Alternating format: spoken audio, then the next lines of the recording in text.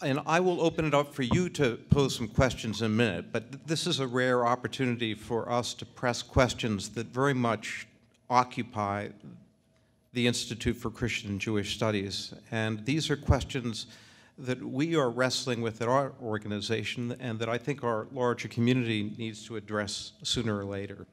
First off,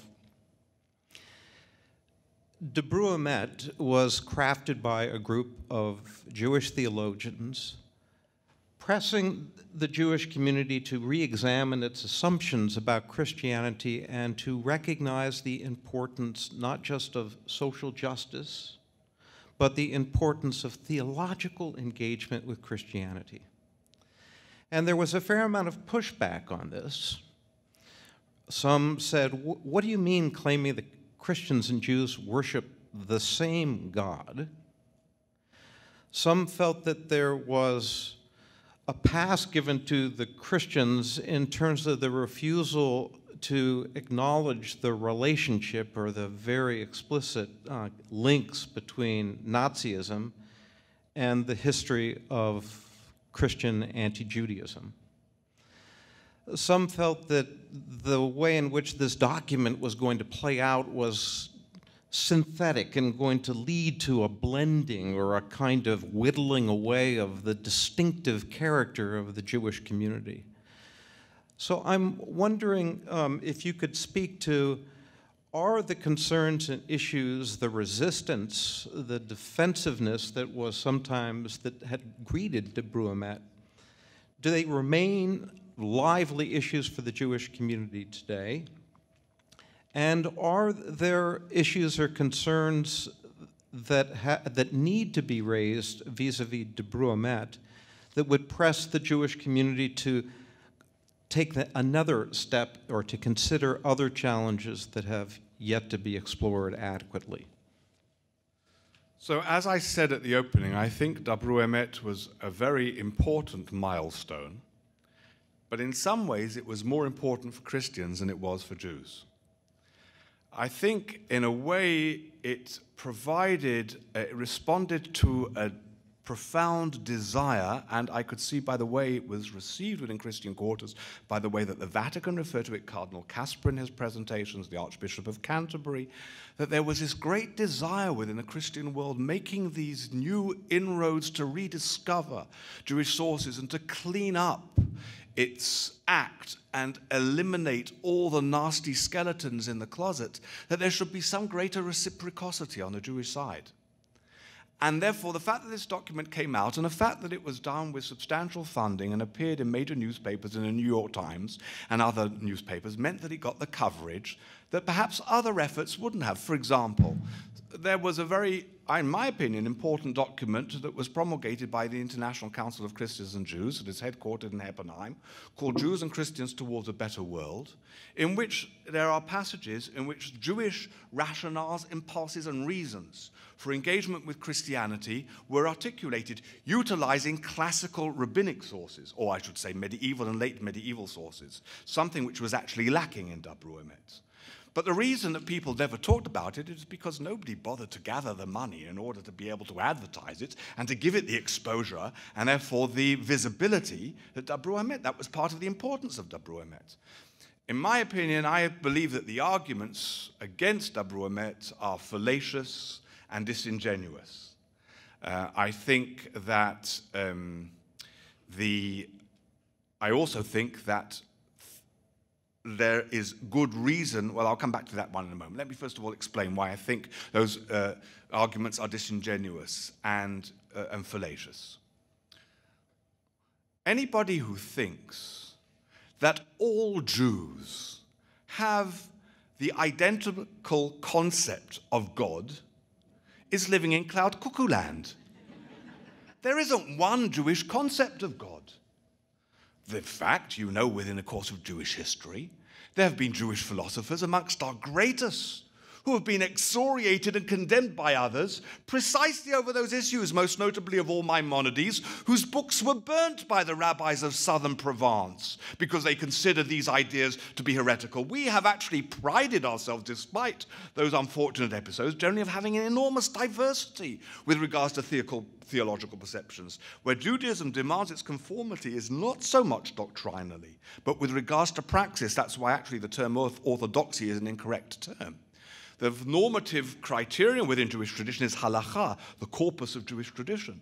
There has always been a great deal of diversity. So anybody who comes along and says there is the Jewish perception of God, and there is, I think also disingenuous to say, the Christian perception of God, is saying something which, in my opinion, is very ignorant. And these were some serious scholars who said that. But I think it's a very ignorant idea. What we mean when we say the same God is we mean that even if we have different conceptions, we don't believe that there is more than one God. And therefore, even if certain Jews may not understand the Christian theological characterization of God, we don't think that they're talking about another independent force behind the cosmos that brought it into being, especially not if they affirm the Hebrew Bible as divine scripture.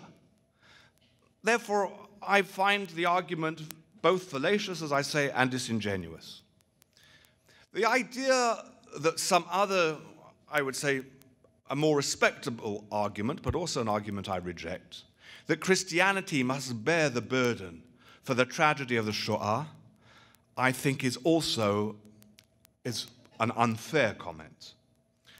Of course, the Shoah could not have succeeded if the ground had not been tilled and nurtured by generations of Christian anti-Semitism. But anybody who actually reads the writings, both of Hitler and of Eichmann, knows that at the heart of Nazi ideology was a profound hostility to the Jewishly polluted religious world outlook of Christianity. And in fact, there is even a statement of one of the Nazi leaders that suggests that their perception was that after they would eliminate Judaism, they would try to eliminate Christianity. Of course, there were plenty of Christian prelates who welcomed the Nazi operation, and there was hand in glove, and there were those that even claimed that if Jews were suffering at their hands and they deserved it as part of that theology of contempt. But I think to suggest that the Nazi enterprise was a Christian enterprise is unfair and can only be understood in terms of profound pain and trauma that remains within the Jewish community because of our historical experience that sometimes blinds us to a more objective analysis of history. Again, I don't think Christianity should be completely off the hook, but I think that Dabru Emet is very honest and very responsible when it says categorically that the Shoah was not a Christian enterprise. So I agree with all the statements, even though there wasn't a single Orthodox rabbi involved in that document, and even though there were very few Orthodox rabbis that were signatories simply because not enough Orthodox rabbis were approached also, and because it was very also Americano-centric. If I have criticisms, they are all these more stylistic criticisms, but certainly they're not substantial. Now, on a theological level, it is legitimate for Jews to say, I believe, as I indicated before, that Jews do not have to relate to Christianity in order to understand themselves. And that somebody who doesn't want to be engaged in a theological dialogue, I don't see any reason why you have to twist her arm, and force them to be engaged in such. But I think that the history of humankind and the history of Christianity should cause us to reflect on our understanding of the divine presence in history. And even Maimonides, who did not have such a charitable view of Christianity, still says that it is through Jesus, and for him through Muhammad, that the essential truth of Judaism come to the world. Now that already is a minimal, partial theological engagement, because the moment you say, my values, or some of my values, or my core values, are being carried on through the name of someone by his followers and adherents, in whatever form that may be, you have actually affirmed some kind of ownership there, because you don't want your values to be misrepresented. And if you are there to sanctify God's name in the world, as indeed as I described, that is the Jewish goal and the view of the Jewish people, then those that affirm those values are ipso facto, whether you like it or not, partners in a process. And therefore, Rabbi Moses Rifkes, one of the most important commentators on the Shulchan Aruch, says the very fact that Christians affirm the divinity of what we call the Tanakh, the Hebrew Bible, above all specifically the Torah, itself not only places an obligation on us in relation to that community, but by definition places us in a unique relationship. Rabbi Yaakov Emden, the Ayavitz, who is a very important luminary also in Eastern Europe, in essentially still a pre-modern world, even went even further. But even going back earlier, Nachmanides speaks of the uniqueness of, that's the 13th century, of the contribution of Christianity in the area. The part of the problem with us is because history has caused us to experience Christians and Christianity in such a negative way, this has blinded us or prevented us from being able to look at Christianity and at Christian affirmations with at least even an impartiality, let alone with an understanding of a special relationship. And in this age where we are coming out of that trauma, obviously not entirely, we don't get rid of traumas too quickly, and we Jews are particularly good at being able to maintain traumas in certain respects. And sometimes we've got good reasons. You know the famous one, just because I'm paranoid doesn't mean they're not trying to kill me. And so when you're caught up in those situations, it very often makes it very much more difficult. But I personally, I would go even further and say something which many of my colleagues would find very shocking. Of course, we Jews reject the idea that the church replaced the Jewish people, that the church is the new and true Israel. But I believe that our relationship, and I have written to this effect, also written defending Dabru Emet, and also written, that I think that the unique relationship between Jews and Christianity, based precisely on those sources that I've articulated, means that we in the Jewish community need to see the Christian world as a new Israel, and to understand that we have a unique relationship precisely rooted within that common patrimony, to use the phrase from Nostra Aetate, that places us in a unique relationship and responsibility towards one another. Now, that requires mutual respect. That I'm not going to try to persuade you to be different from what you are, and you're going to respect my right to be what I am. It also means that we have shared values that we need to work together. But if those ground rules are respected, then I believe that this relationship is in fact a divine imperative.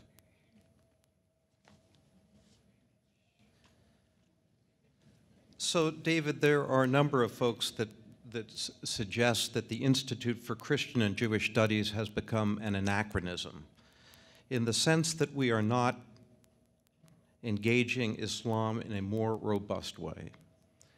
And this is played out against the backdrop of all kinds of polemical arguments that suggest that the West, namely Jews and Christians, form a civilization that stands in opposition to Islam, and that there is a fundamental clash, civilizational clash, and therefore push against the possibility of really creative engagement with Islam.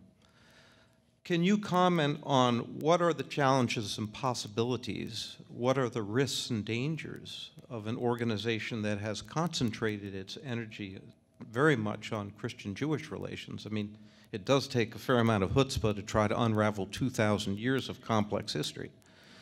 But comment on that, if you would. So, as I've mentioned, my writ, my mandate, and my passion are interfaith relations across the globe. And for me, that statement of Christa Stendahl is an opportunity to discover the divine in quarters where it has been unknown to me, and where it's often been unknown to our own community. And therefore to be able to define even within religions that are far and away, and to try to be able to understand those realities in a more honest and integrated way, rather than with the simplistic categories that might have been more common in the past.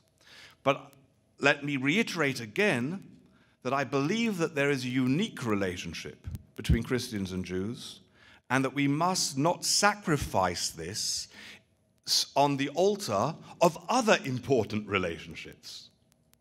Now, I said in my words that in terms of relationship between Judaism and Islam, this is an existential necessity for the Jewish people. We have to find a way to be able to develop a constructive relationship with Islam. And the truth of the matter is, historically, we had a much healthier relationship with Islam than we had with Christianity.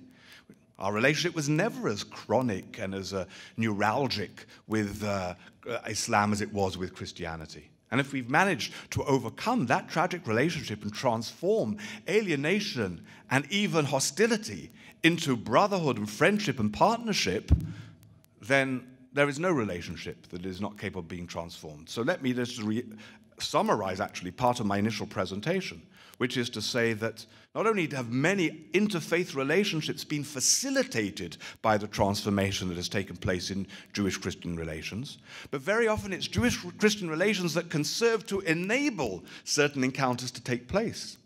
And in fact, because Jewish-Muslim relations today are so poisoned by the political reality in the Middle East, we very often need the benefit of third-party counselors to be able to bring us together. And I actually think that Christianity, the Christian communities, can play a very important role of providing, if you like, safe space for engagement between Jews and Muslims. I say again that the Jewish-Muslim relationship is very important. It is an existential necessity for our future. Not only is it necessary for us to, if you like, get back to the future in terms of the Muslim relationship, this is an existential necessity for the future of Israel. Israel cannot live in isolation of its environment indefinitely. The day will come when we have to be able to relate in a constructive way to our environment. We have to strive to be able to do everything possible in that regard. Obviously, we have to protect ourselves. We've got to be able to ensure that we are in our security and our safety as well. But it's not enough simply to be reactive. We have to be proactive and to nurture a constructive relationship. And if you really want to fight extremists, it's not simply enough to be able to have good defense and to have good intelligence, to have good law enforcement. You have to minimize the impact of the extremists by strengthening the voice of the moderates and engage them. And that's part of the problem with the media. Everybody knows about bad people because they get coverage in the newspapers and the media, and that's not their fault. It's our fault that we want the blood and the guts and the sensationalism. That's why we buy newspapers or why we watch the news. We don't actually seek out the good news in that sense. But the reality is that the vast majority of the world today, as I said before, is eager to be respected and loved and wants a constructive relationship and doesn't want to be violent. But the more we the more we can strengthen those voices and give them greater visibility, the more we can weaken them. So that relationship is a very important one. And as I say, I think also Christianity can facilitate it. And therefore, I'm a big fan of trilateral dialogue. That is often incorrectly called trialogue because, of course, it doesn't come from the Latin meaning two people. It's from the Greek, dia, meaning through. But nevertheless, it's often used as trialogue. Okay, so it doesn't really matter. So I'm a big fan of it. But I'm a big fan of it not at the expense of the bilateral relationship between Jews and Christians, which is a unique one and can't be compared to the relationship, certainly not of Judaism and Islam, and I don't believe of Christianity and of Islam is based upon that unique inheritance. So what is the big challenge? The big challenge, of course, for you is simply resources. Because today, what's going to get big funding from foundations and from governments are things that are going to help protect that society that are disproportionately. It's much easier to get funding for relationships that relate to Muslims than it is for Jewish-Christian relationships. And people, especially in a younger generation, especially where young people tend to take the Jewish-Christian relationship for granted, there is a less of an appreciation of its existential importance. So that's obviously your big challenge. And I hope you are able to meet it. And I hope you'll be able to ensure that this institute will continue to flourish, focusing specifically. This doesn't mean that you shouldn't do programs that are more expansive, but those are programs that should be only in addition to your core identity, which is your great gift, if I may say, your charism that you have contributed over the course of 25 years, and I hope over many subsequent decades of this special relationship between the Christian and Jewish worlds. One last question before opening it up to all of you. Israel has become a key wedge issue, dividing many American Christians and Jews and Muslims. And in the process of sifting through and sorting out the appropriate ways to level critique and criticism and to encourage Israel to live up to its democratic ideals. There are a number of churches that have been highly critical and have advocated putting pressure on Israel, trying to encourage the citizenry of this country to withhold military aid or economic aid, at least to some degree, boycott, sanctions, and divestment, other kinds of policies that have been advanced. And also we see in the Jewish community real divides and divisions about how does one remain loyal to the state of Israel and its flourishing while at the same time holding the country to its best principles.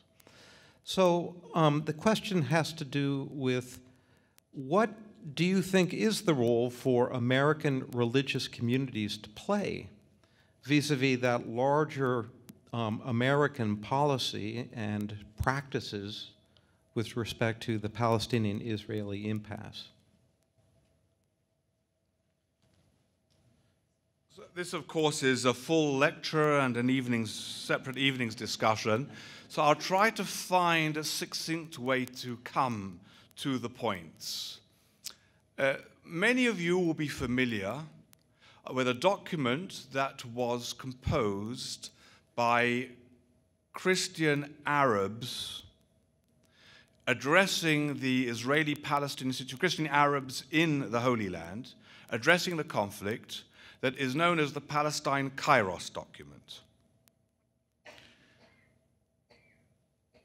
When I meet American Christians who think that this is a good document,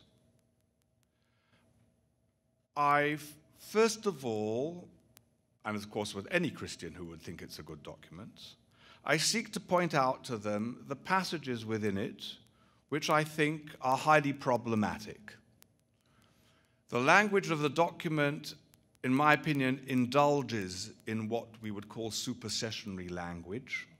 It uses language that almost is a caricature of Judaism as a religion of law, or ossified, and languages that relate, therefore, to stone come into there certain images, to be contrasted implicitly, if not more, with Christianity as the tradition of love.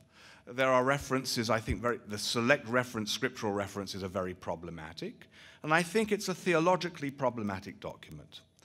It is a historically problematic document because it suddenly starts out of 1967 as somehow kind of diabolus ex machina, as if there's no historical context or understanding of why things have developed in a particular way. It ignores the threats to Israel, it ignores incitement against Israel, and therefore it even kind of endorses any act of resistance against Israel, so it's also morally problematic. But I say to my friends outside the Holy Land, I do not want to take my Christian brothers and sisters in Israel or the Palestinian territories too harshly to task over this document, even though I have severe criticisms of it, because it's articulating a real situation of pain and suffering that they encounter. And I think it's important for us to be empathic to their situation and to do our best to understand the situation they face. And Christian communities are disproportionately affected by the conflict. For example, actions that Israel has to take to protect her citizenry. During the Second Intifada, you remember that men, women, and children were being blown up in buses and downtown and in restaurants on almost a weekly basis, if not even more.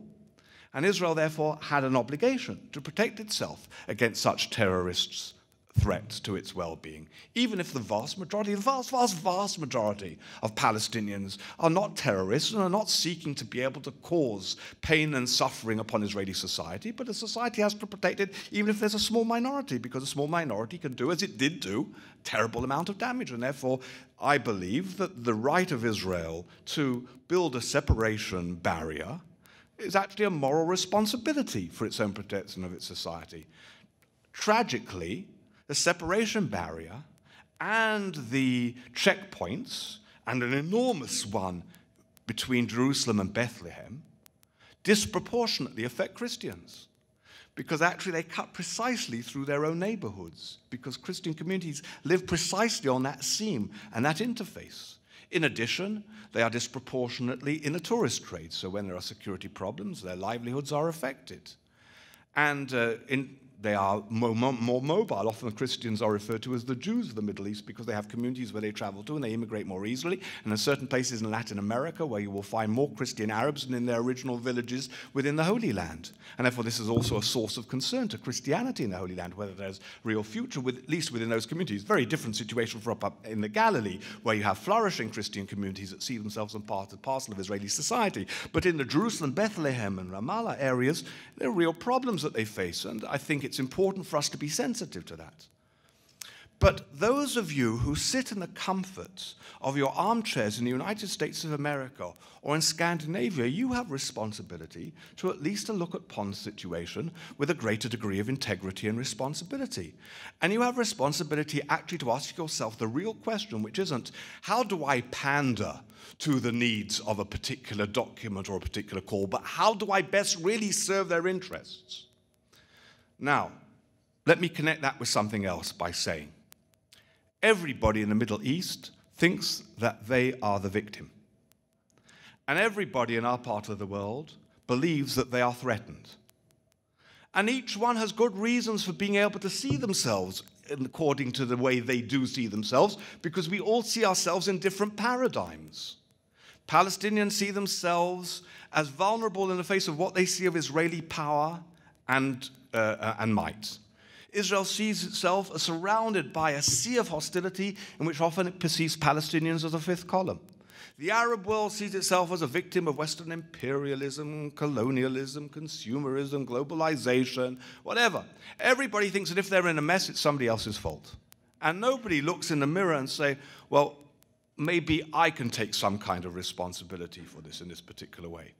Now, this means that we are in a situation of where we are all, to a degree, a greater or lesser degree, and there's no point in trying to compare one person's pain to another person's pain. We are all wounded.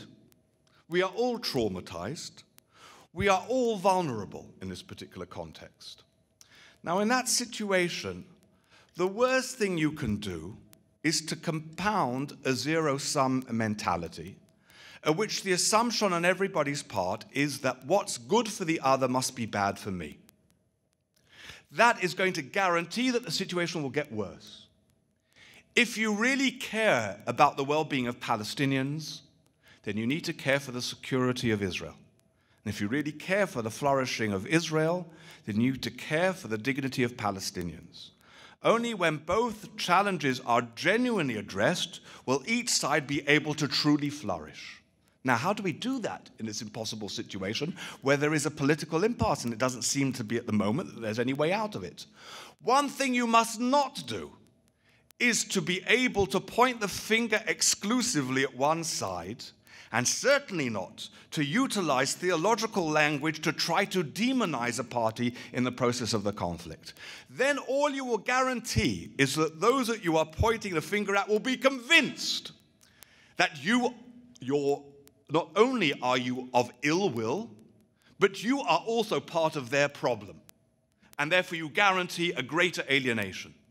And if you are further alienated, then there is less engagement with the other side. So the worst thing that initiatives like so-called BDS, boycott, divestment, sanctions do is they compound the problem. They increase alienation. They make the situation worse precisely for the people that they say they care about.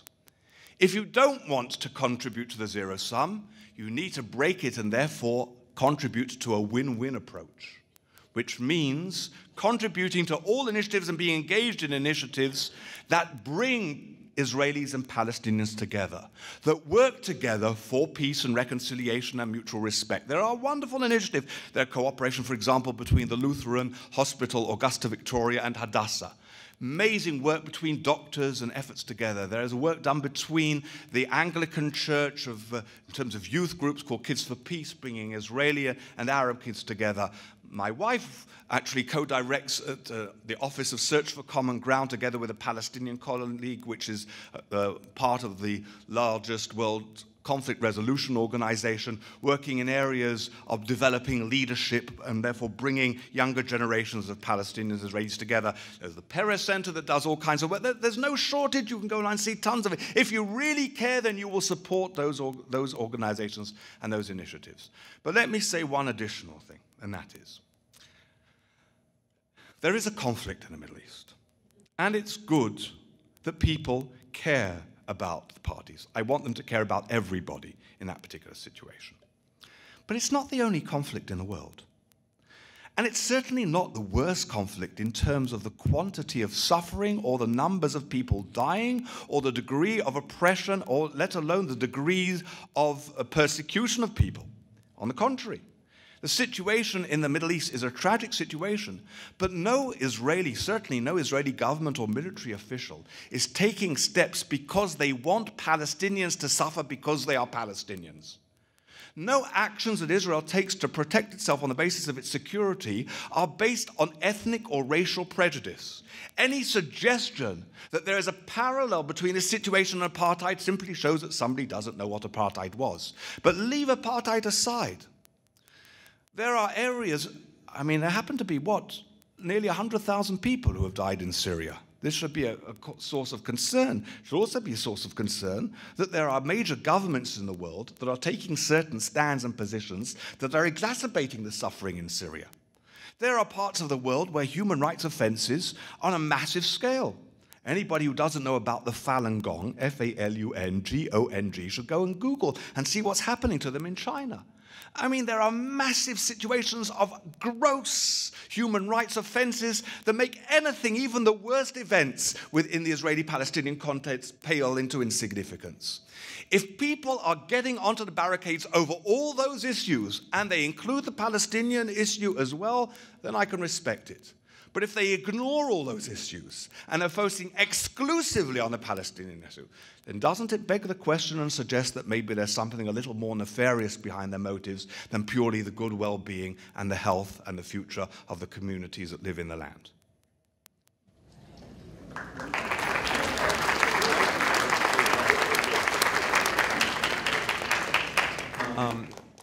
Are there any pressing questions that you're not going to be able to get to sleep over if you don't pose them? Yes. This question is for Chris Layton. Chris, do you think it would be practicable and possible to use the chapel on the campus of the Johns Hopkins University, which I understand is a chapel designed to be used by all religions? Do you think it would be possible to get the use of that chapel to then have a tripartite meeting, a Christian, Jewish, and Muslim meeting, and thereby establish a kind of neutral ground? This is not a synagogue, this is not a church, this is not a mosque. This is something special. This is a neutral flag. This is where you have a truce. Here we meet, here we can talk. Did everyone hear the question? Okay. The question was, can I strong-arm the Johns Hopkins University to open up its chapel as a neutral space where Christians, Jews, and Muslims can meet and learn from each other and become a beacon of a new possibility? A fair summation? Okay. My influence at the Johns Hopkins University is, I think, rather limited. But what I do think is possible is that the ICJS can work at the creation of a meeting space where Christians and Jews and Muslims will come together. And I might add, we have our first visiting Muslim scholar coming this summer to the ICJS. We are working in Atlanta, where there's a very talented, erudite Muslim community doing work there, bringing Christians, Jews, and Muslims into study. And we have some projects that we hope will be able to roll out in the local vicinity. It may be a little bit of a schlep, because we'll want to draw upon the very talented Muslim community in the DC area. So stay tuned. We are tackling this challenge. Please. To what extent is the Sunni-Shiite divide influence the relationship between Jews and Muslims? Thank you for this question, because it enables me to tell you something that you didn't ask me about. And the question was about to what degree the Sunni-Shia divide affects Jewish-Muslim relations. So something that, had I had more time, I was going to tell you the whole story about, because it's a fascinating development. And perhaps the simplest thing I can do is, for those of you who do go on the web, also, if you want to know the whole story, go to this particular website, which is kaiciid.org, KAICID. What does KAICID stand for? The King Abdullah Institute, the King Abdullah International Center for Interreligious and Intercultural Dialogue. This is the center that's been established by the King of Saudi Arabia, and it's in Vienna. It's been established. It's a story. It started. It's a whole fascinating development. And this center, which is established by the kingdoms of Austria and Saudi Arabia with the support of Spain and the Vatican, is going to be one of the most important players in the world in terms of interfaith relations. And as I say, there's a lot I could tell you about it, but just to read an answer to your question, this center now has just hired its staff, and it is managed, directed by a board of directors of 9 people. The Vatican is Cardinal Turan, the Archbishop of Canterbury, and the Ecumenical Patriarch Bartholomew, represented by Metropolitan Emmanuel. There are 3 Muslims, 2 Sunni, 1 Shia, very important Sunni scholars, I can tell you their names if you're interested, 1 Hindu, 1 Buddhist woman. She's the one who saves us from ignominy of gender imbalance. And the 1 Jew, yours truly. Not only have met with the King of Saudi Arabia, probably the only Israeli to have been invited and hosted by the King of Saudi Arabia, but my appointment is endorsed by the King of Saudi Arabia.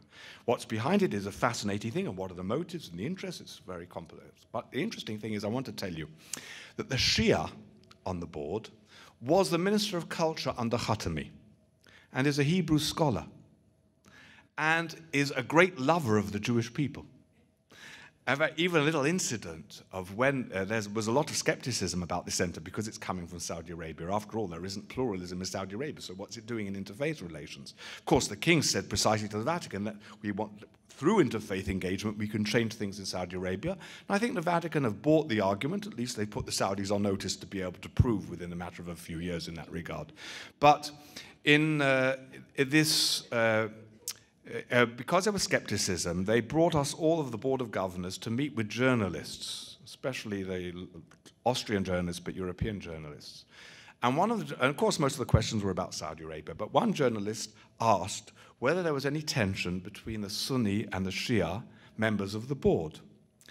And he said to them these words, Bereshit bara Elohim et hashamayim v'et haaretz, vayomer Elohim yehi or vayehi or. It means in the beginning God created the heavens and the earth, and God said, let there be light, and there was light. Now, he's a very mystical guy, so his language, his comments are cryptic in themselves. And what he was saying to them, and which he clarified for them, is that if you really understand God's presence in the world, that is illumination, and these divisions, whether you are Sunni or whether you are Shia, and even whether you are Christian or Muslim or Jew, are secondary. The most important thing is to have the sense of the divine light in your life and the world. But he said it in Hebrew. And these journalists, they looked at him, they didn't know what he was, they thought he was speaking Farsi. And I had to say to them, he's speaking Hebrew, he's speaking Hebrew. So at any rate, the reason I tell you that is that to illustrate this friendship that I have with this wonderful man and with many Shia leaders, and it's unfortunately what has happened in the world is that Shiism, which actually historically is far more flexible than Sunni Islam, and historically has been more moderate and more pacificatory in many respects, because very often, more often than not, they were on the receiving end. But nevertheless, this image of it has been completely lost as a result of the Iranian Revolution and the perception of Iran, and especially in terms of its surrogates like Hezbollah, and therefore violent movements which actually are contradictory to the predominant spirit of Shia Islam throughout most of its history. In fact, Khomeini's teacher, who was the Ayatollah al-Khoui, actually kind of excommunicated Khomeini. He was in Iraq, in Najaf, because precisely of this thing that he says, even though the religious leader has authority of religion, he should not be in a political position of leadership, and there should be a greater separation between politics and religion, something that a Sunni leader would not say. So the point of my answer, a rather long-winded answer, but I hope an interesting answer, is to be able to say to you that there are problematic people in all religions and in all denominations. Now, it's true that there is a disproportionate amount of challenge coming from within the Muslim world, which has to do with a simple fact that we within the Jewish community and within the Christian world have had, if you like, the luxury of adaptation to modernity over a period of a couple of hundred years. And they suddenly are coming from sometimes maybe even a millennium apart, thrust into the modern world under all kinds of pressures and pressure cookers, also with tools of modern technology in which a few people can do an enormous amount of damage that it required whole-scale armies to be able to do in the past. And therefore, as a result, we face significant problems that we have to contend with in racial Muslim world. But there are baddies who are as bad, if not worse, within Sunni Islam as there are within Shia, and there are goodies who are as good, if not better, within Shiism as within Sunnism. And it's not a matter of one being the baddie Muslims or the other being the goodie Muslims. And within the framework that I work, by definition, the kind of people involved in interfaith relations are those who respect the differences, even if they have their own theological points of parting, but nevertheless who want to generally contribute to a world of better understanding amongst all religious communities. David, thank you so much for demonstrating your skills as truly a dialogian, a multilogian. It's hard for me to imagine somebody who can capture and express with heart and mind the importance of the work that we're doing in conjunction with so many others around this globe in a world that is in desperate need of people who will take bold risks to step outside the familiar. David, we can't thank you enough, and what a wonderful way to honor both Jim Clark and Bernie Mannikin and their families. So, thank you.